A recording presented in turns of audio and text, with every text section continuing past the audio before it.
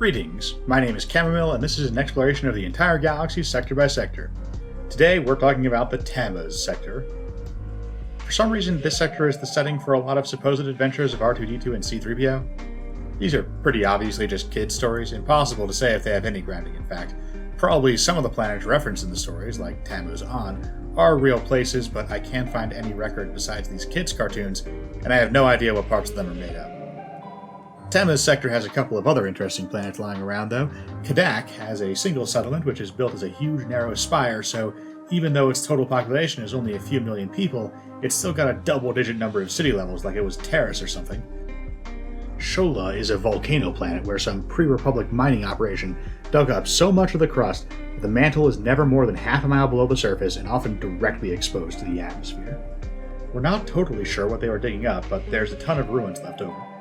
Shifrin is a minor farming planet where some valuable ore deposits were found during the Imperial era. Some stormtrooper units got sent down to secure it and seize the territory from local farmers, and when those farmers started protesting, the garrison commanders ordered the stormtroopers to violently suppress the protests. Gansevoor is a remote but densely populated planet, hyper-mountainous with lots of little city-states who are pretty well cut off from one another by the difficult terrain between them. The mountains of Gansevoor are so incredibly steep that they call it the Planet of Knives.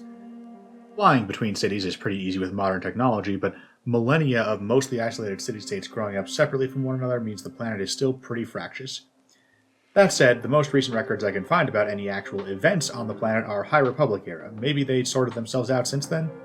It has been a while. I wouldn't bet on it, though. Those guys have been divided for millennia. I try to tie these sectors together around some kind of narrative, but sometimes the reality of the history of the place just doesn't justify that. Tammuz is a sector where some stuff happened, and it didn't really add up to anything specific.